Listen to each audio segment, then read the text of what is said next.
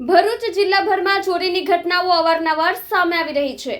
ભરૂચ શહેરના પાંચબત્તી વિસ્તારમાં આવેલ નેશનલ ટ્રેડ સેન્ટર ખાતે આવેલી SHK સ્માર્ટ ટેક મોબાઈલ શોપમાં દુકાન નંબર 13માં ગત મોડી રાત્રે એક તસ્કરે શટલનું તાળું તોડી દુકાનમાં પ્રવેશવા માટે લાગેલા કાચના દરવાજાને તોડી દુકાનમાં પ્રવેશી લેપટોપ, સ્માર્ટ વોચ સહિત 1 લાખ ઉપરાંતની મુદ્દામાલ પર હાથફેરો કરી પલાયન થવા પામ્યો હતો।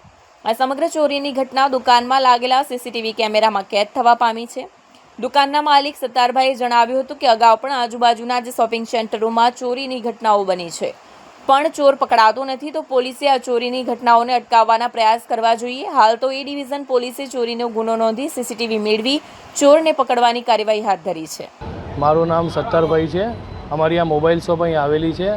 આજ રોજ વહેલી સવારે અમારી પર ફોન આવ્યો બાજુવાળા ભાઈનો, જે ટેલરિંગનું કામ કરે છે, જે વહેલી સવારે વહેલા આવ્યા હતા। એમનો ફોન આવ્યો કે તમારી દુકાનમાં ચોરી થયેલી છે। તો તરત જ અમે આવ્યા હતા, જોયું અમે કે દુકાનમાં કાચ તૂટેલા છે, તાળા તૂટેલા છે અને એમાંથી કેટલોક માલ ગયો છે।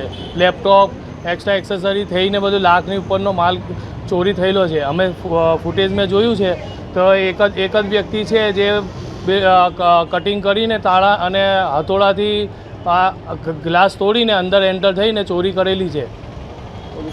પોલીસ ફરિયાદ અમે કરી છે। હવે પોલીસ એ પ્રમાણે એક્શન લેશે અને અમે આશા છે કે જલ્દથી જલ્દ આનું નિવારણ આવશે। આ પહેલાં બી ઘણી બધી ચોરીઓ નિયર બાય થયેલી છે, બરાબર।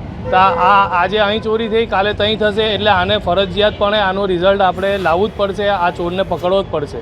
આજે આ ચોર નહીં પકડાય તો ફરી એની હિંમત થશે, ફરી બીજી જગ્યા કરશે। એટલે એ પ્રમાણે અમે અપેક્ષા રાખીએ છીએ સાહેબ, જે પોલીસ સાહેબ છે, અમે ફરિયાદ કરી છે તો આનું એક્શન લઈ અને આ ચોરને જલ્દથી જલ્દ પકડે।